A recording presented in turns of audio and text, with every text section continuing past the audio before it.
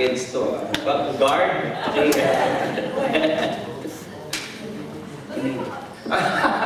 Ini-emin mo ko Tama ba yun, no? Baka may out of context ako, But anyway, good morning, Counterflow! Paano wala namang breakfast? Good morning, Counterflow! Meron ba tayong guest? Kung meron tayong guest, pakisabi mo, welcome to Counterflow. Okay, we're here, we connect to God. Okay, connect to God. And connect to people. Ayan. Ayan. Okay, so this morning, meron akong good news sa inyo. Kasi meron na tayong bagong series. And ito po ay, kaya kanina, dun pa lang sa may praise and worship, talaga naman, thank you band and singers. Kita nyo naman yung ating mga lineup. Really anchored doon sa may series natin. So what's motivate? So we have 2, 4, 6, 8. Okay? Actually yung ano dyan, yung letter E and letter M, we don't know now, but for letter M, we will have, I think, 2 or 3 sessions. We will just, ano mo yun, little by little, chunk by chunk, we will study this series so that we will embody the purpose of this series. So motivate, it means influence for lasting impact. Para eto lang yung audience ko, dito na lang ako. Again, influence for lasting impact. Ayan. Guys, nakita nyo naman every Saturday may sinesend off tayo, So this is what we want, wherever you go, whether you go to Philippines for study, for good, or you go to other country, we want you guys to influence, okay, those people who will come to you, or who will be your circle of influence, okay, that will influence a lasting impact. When you say lasting impact, ano ibig sabihin niyan? It's not only here on earth, but it's eternal. Can you say it with me? Eternal. Eternal. So sino ba ang eternal? Si Jesus, si God. So yun yung gusto natin. That's our purpose, young people. Counterflow, okay? So, whether you're working now, sino mga working na dito? Alam ko yung mga working na yan, okay? Yung mga hindi pa, taas ang kamay. Ayan. So kayo, di ba, mas marami ang circle of influence ninyo kasi may mga classmates kayo. Okay? So we want that. Okay? Now, before we go on, para makita nyo yung glimpse lang, para hindi na mahihirapan yung mga leaders natin, paano ba natin gagawin yung magiging small group natin? Okay? Habang inaayos natin yung material. So we will do it here now on this series. No?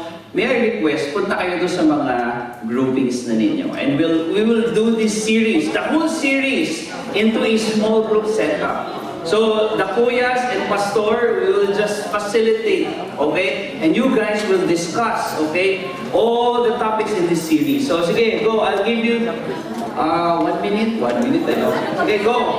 Find your group, and then we'll have this discussion, okay?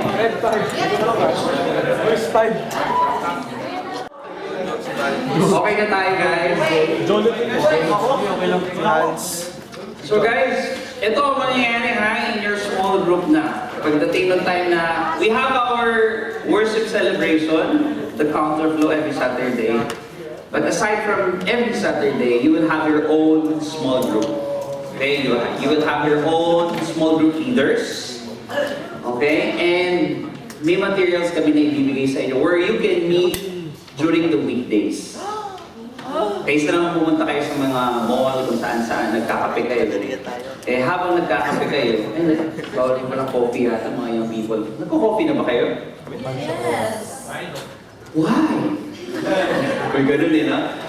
Kaysa naman kung ano pinag-uusapan ninyo, then you discuss your materials for your small group. Okay ba yun? So let's start with motivate. Okay? Now, motivate, okay, sabi ko nga sa inyo, meron different topics yan according to sa letter. So we have the first one, modeling. Sabi nyo, modeling. Okay, hindi po yan yung passion ha. Okay. And then, O for communication, T for time, intimacy, vision, affirmation, okay? Train. So yung T, dalawa yan. Train and then teach. And then I think dalawa rin yung topic natin sa entrust. Okay? So these are the topics, subtopics for this series, Motivate.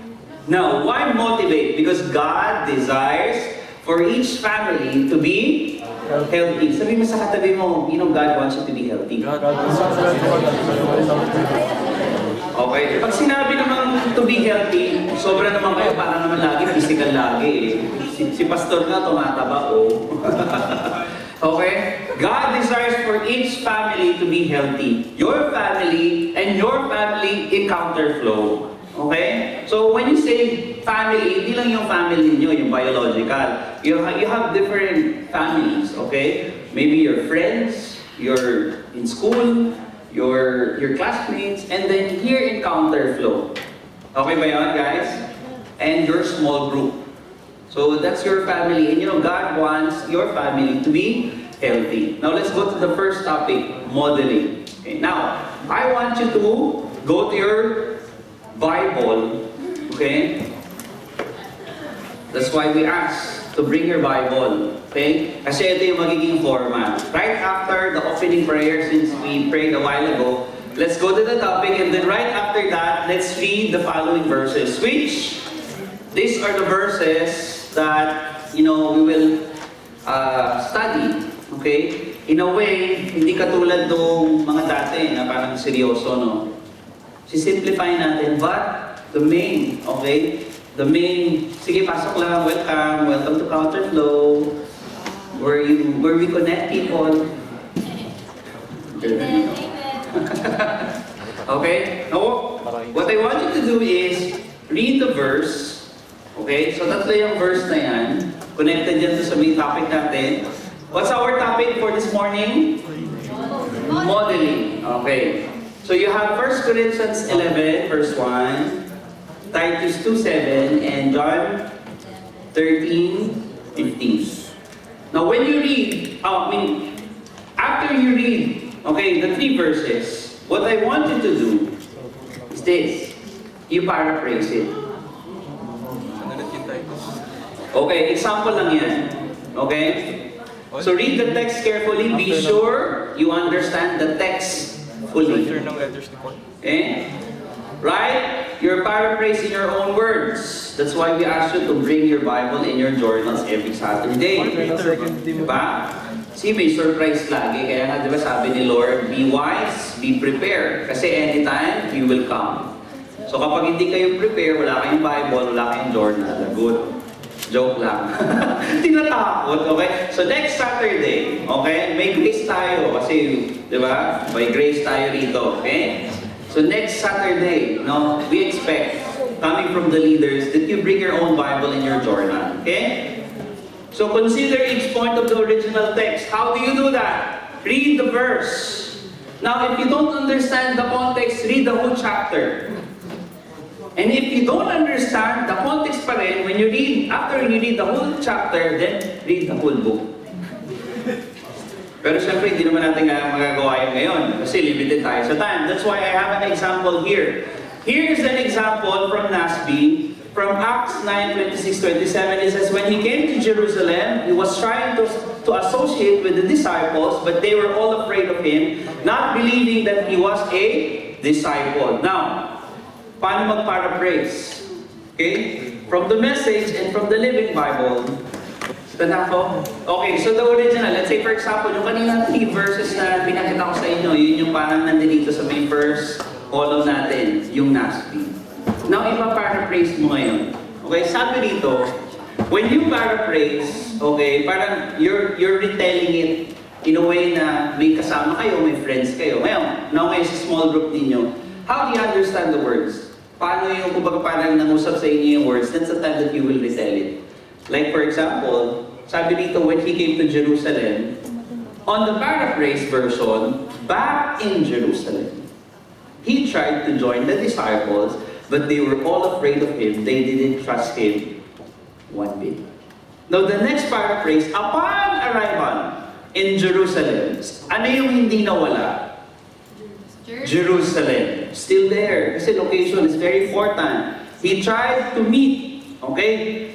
On the first paraphrase version, join. Pagdating dito, meet. Okay? The believers. Dito, disciples.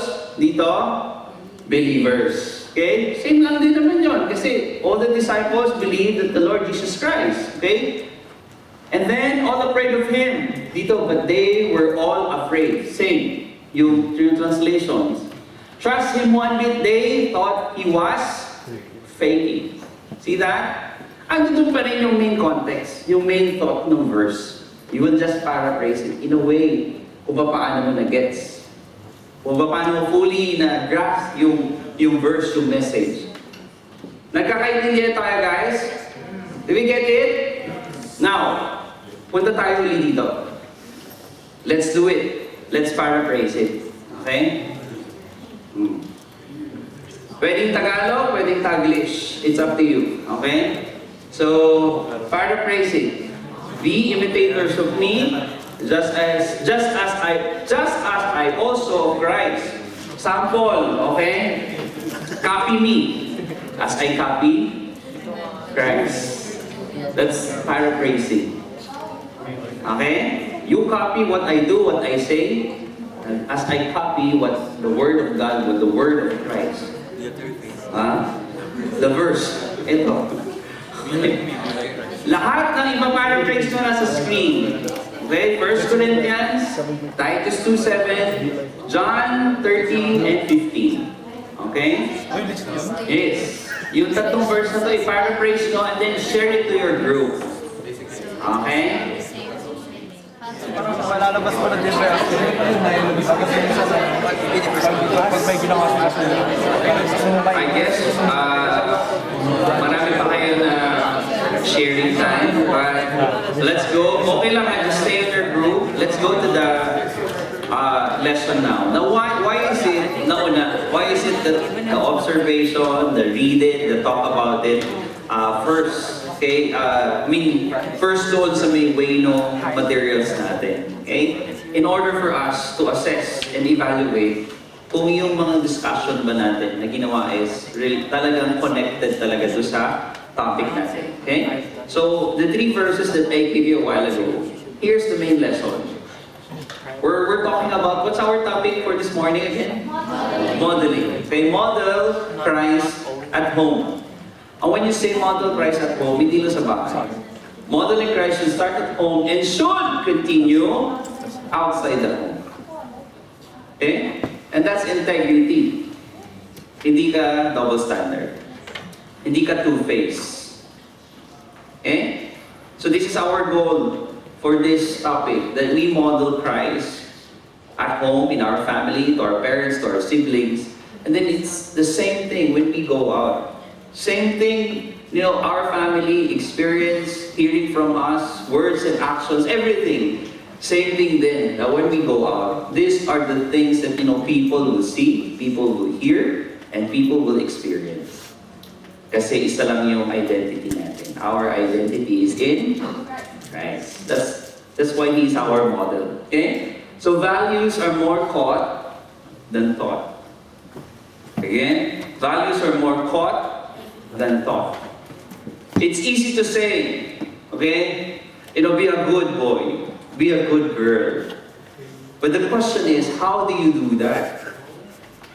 Because there are different actions, there are different standards. The standard of the world, the standard of your parents, and the standard of the Word of God.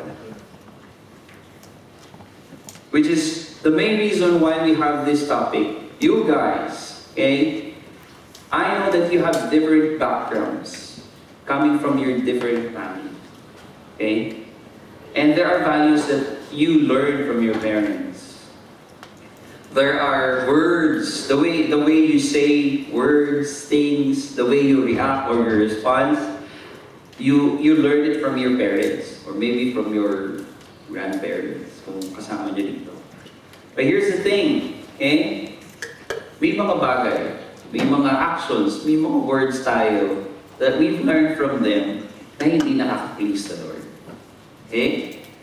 So mas maganda, as we dig deeper and as we have this series, no, let's evaluate, reevaluate natin, and then let's realign our values for Christ and for His glory. Okay ba yun?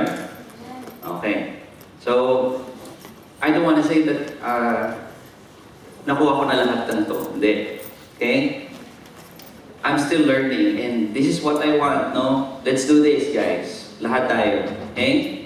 Let's motivate ourselves. Let's motivate our group mates as we learn from each other and as we learn from the Word of God. Model Christ. Two things that I'd like to share today.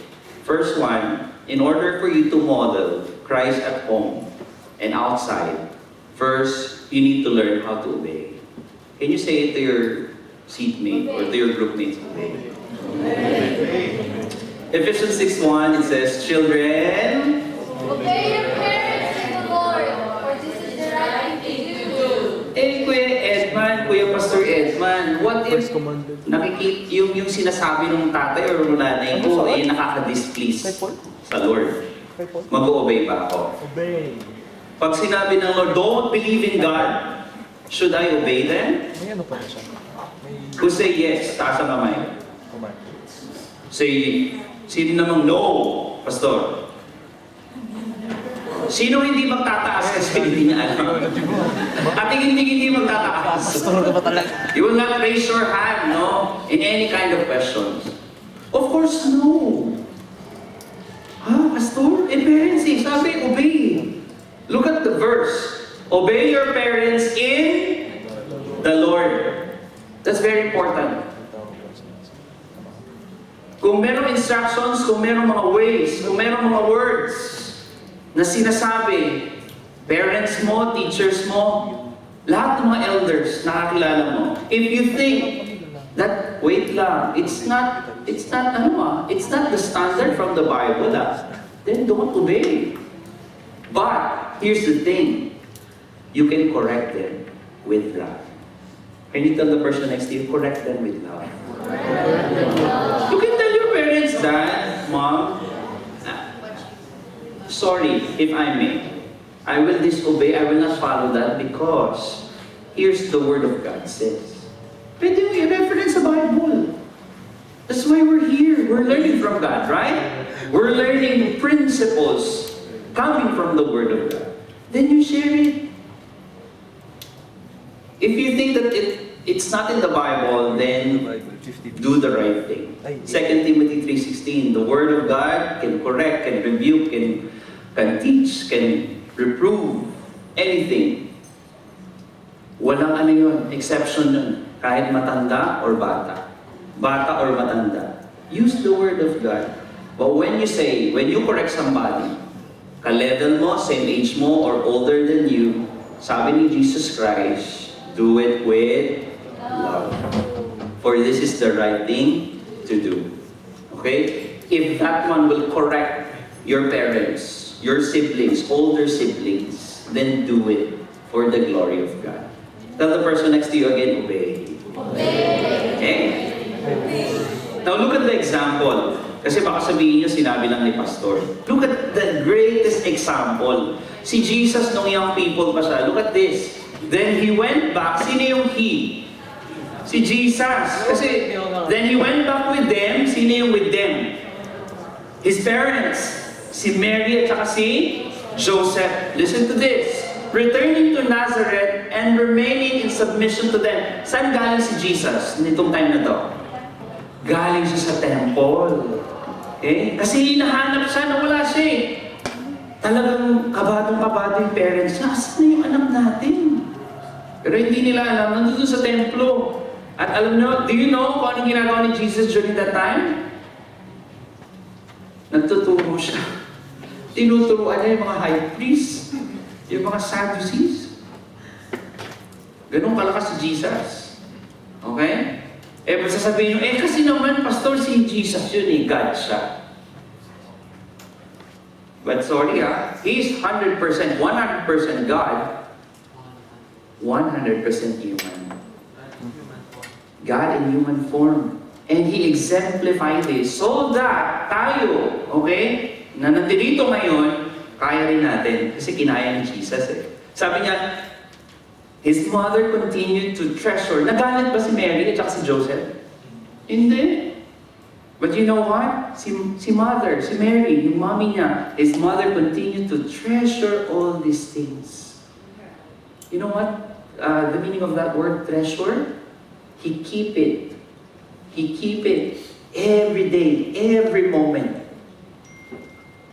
At lagi nang inaalala yun. That's the original word from the Greek word. Every day. You know, Mary always remember these things. Kasi alam niya, pag nawala na si Jesus, okay, yung mga memories na yun, at least nasa may puso niya. Okay? His mother continued to treasure all these things in her heart, and meanwhile, Jesus kept growing wiser and more mature in favor with God and His fellow men. Okay? So si Jesus, nag-obey siya sa parents niya. Okay? Nung young people siya, nung adult siya, nag-obey siya sa parents niya. Even though He's God, He obeyed. Because He wants to set an example for us. Second, for today, lesson. What's our topic for this morning again? Modeling. So, to model Christ, first, you obey. Second, young people, can you say it with me? Ready, go. Honor your parents. Honor your parents. That's the second principle, to model Christ at home and outside. You honor your parents. How do we honor our parents? Honor your father and mother. Listen to this. This is a very important commandment with a promise. Listen to this, counterflow. When you do this, sabi dito, this is a very important commandment with a promise. There is an entailed promise coming from God when you do this, so that it may go well. This is the promise. When you obey the promise of God that you may go well for you, that you may have a long life here on. Sino rito gusto mabuhay pa ng mahaba? Habang hindi pa dumarating si Jesus. Sabihin mo sa katabi mo, honor your parents. Never disrespect your parents. Yes. Honor them. Kahit na professional na kayo, kahit na may family na kayo, okay, sa future, okay? Kahit may family na kayo, sarili, kahit nakaliyo na kayo sa kanila, you have your own family, honor your parents. Love them, guys. Why do we need to honor our parents? Okay? Kasi, when you honor them, the Lord will bless your heart. Hindi lang kayo, personal, that day, but your future. Kasi sabi doon, no, you have long life here on earth. Now, example, bakit ba kailangan natin silang sundin? Bigyan lang natin ng example. The usual commands of parents.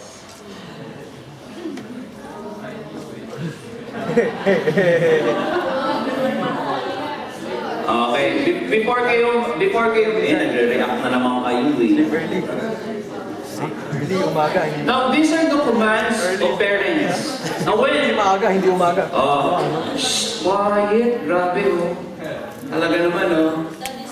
Now, here's the thing. Tanong ko, itong mga command ba ng parents nyo, is it good or bad? Good for them or good for you? Ha? Yeah, sa inyo yan. It will benefit you. Kasi, bakit nila ginagawa yan? Ito yan, no? Gusto nila na lakaran nyo yung salita ng Lord. Gusto nila that you will have prolonged life, that you will enjoy your life. John 10:10. Jesus came to give us life, abundance. Gusto ng mga parents nyo na lakaran niyo yun, makamit niyo yun. That's why, yung mga little commandments na to, akala niyo parang kinreate lang nila yan. No! Nasa DNA yan ng parents natin eh. Kasi nilagay yan ng Lord sa kanila. Pag sinabing sleep early, sa tingin nyo, bad ba yan or good? Is it bad or good? Again, is it bad or good? Oh. Try ninyo hindi matulog ng matulog. Magpuyat kayo ng magpuyat. I have two close friends. They experience ma-ICU for how many days? Kasi game ng game eh. I'm not saying yung gaming eh bad. The Word of God says that everything is beneficial, but too much is dangerous. Correct? So, when your parents say sleep early, obey. Kasi it will prolong your life. Iha. Mga iyo, mga iha. Nakikinig ba kayo? Stay close. Remember when you were, mga 7 or 8, 9, or 10 years old? Ba't sinasabi ni mom and dad, stay close? I remember, ito confession to. 7 years old ako, nasa may SM kami. Okay, Shumar, doon sa may Pilipinas. Ang pinakamalaking mall pa sa Pilipinas during that time, Mega Mall. My mom told me, stay close, mawawala ka, ang laki ng department store. Eh si Kuya Pastor Edman, he wants to follow his own. Nag-wonder, ganda ng mall. Ang ganda nun, PlayStation. Hindi, wala pa lang PlayStation yun, family computer. So nag-wonder, hindi nag-obey. So anong nangyari? Mga 5 minutes, sabi ko, where's my mom? Siyempre Tagalog, no? Hindi pa English ng time na yun. Sabi yung nanay ko. So mga 10, 15 minutes hindi ko makita. Siyempre pag 7 years old ka, 15 minutes hindi mo makita parents mo, anong gagawin mo? So nag-skandalo ako doon. You know what? Yung mga guard, pinaging yung nanay ko. Paging, the mother of the kid named Edmund Chester, Sanyo Ocampo. Siyempre, sabi ng nanay ko 5 years old you need to memorize your name, whole name, para pag nawala ka, i-announce yan. Pero nang nangyari, hiyang-hiya yung nanay ko. Kasi buong Mega Mall, narinig yun. Tinawag ko sa the name of the kid is Flor Edita Sanyo Ocampo. Please come. Now, di ba? So napahiya, hindi naman intentional yun, pero it's because of my disobedience. Anong nangyari? Nakilala tuloy ng buong Mega Mall yung nanay ko. Magpapasok kami ng Mega Mall, yung nanay nung nawala yung anak. So please, obey. Don't fight. Is it good or bad? Fight? Sabunutan kayo ng siblings mo? Not good. Eat healthy food. Good or bad? Study hard. Study hard. Go home early.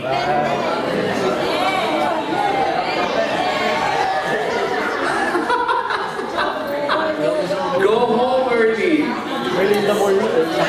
You don't realize this by now. Pero pag naging parents kayo, the concern of the parents, you know what? Ito lang, sa side ng parents, siyempre tatay na si kuya, no? Sinabi ko to sa mga leaders natin ng mga babae, hindi ko na papangalanan, no? Zion ba yun? Hindi naman. Hindi, tayo, friends tayo. Anong tawag dito? Sabi ko sa kanila, hindi ko naman kay Zion, but to all of you guys, ang parents, we really want to know where you are, kung anong situation nyo, and kung sino kasama nyo. There you go. Gusto lang namin malaman nyo. But of course, syempre, you need, alam mo yun, parang, hindi naman lagi, parang 3 hours na, 4 hours na magkakasama kayo, di ba? May time din. Meron pa rin naman kinabukasan, pwede naman kayo mag-meet ulit. We just want to know. Okay? So it's good to update them. And pag sinabi ng go home early, obey na, meron pa namang next morning. Meron pa namang next day. Tama? Oh yes! Graduate first. Depende sa course. Pwede sa I like that. I like that. Depende sa course. Pero the goal is graduate. Because that's for your own good. Diba? That's the heart of the parents eh. Kay Pastor Ed. Walk in purity. Remember this. Listen to this. This is very important. Listen. Your purity is your best gift to your future partner in life. Amen to that, girls? Amen. Boys! Walang nagsasarili. Ha? Oh, alam, right. Nag-gets nyo ba yung term na yun? Oh, walang nagsasarili. Okay? Your purity is your best gift to your future partner in life. God's best. You're God's best in life. Okay? Pray and study your Bible. And attend church. And stay away from wicked friends. Bad company corrupts good character. I'm not saying bawal na pong bawal na pong sumama, mga unbelievers yun. I'm not saying. Pero kung ano yung ginagawa nila, kung ano yung sinasabi nila, huwag mong gagawin. Because when you start doing what they're doing, what they're saying, that's the time. Kaya stay away from wicked friends. Ang tindi ng wicked talaga yung lagay ko. Dapat bad company yan eh. Pero mas matindi wicked. Para at least ma-remind kayo. Now as we close, modeling is the most effective way of teaching and discipleship. Kasi hindi, sabi nga, values are taught, not taught. Mas mabilis pag nakikita mo sila ate, sila kuya, oy, they're walking in purity. Hindi lang nila sinasabi, but they walk their talk. It is a lifestyle teaching. You learn by doing it. Values are caught, are more caught than taught. And to be effective models, we must walk with obedience and honoring our parents. Let's close our eyes and let's bow down our head. Father, we thank you for this time. We bring back all the glory and honor to you, Lord. And Father, we pray that as we model you, Lord, in our lives, in our family, outside of our influence, in our small group, Lord, help us. Help us, Lord, to obey. Obey you, obey our parents, our higher-ups, authorities. And help us, Lord, be a children that you want us to be. Honoring our parents, honoring, Lord, our elders, Lord, for your glory. In Jesus' name we pray. Amen. Thank you for that.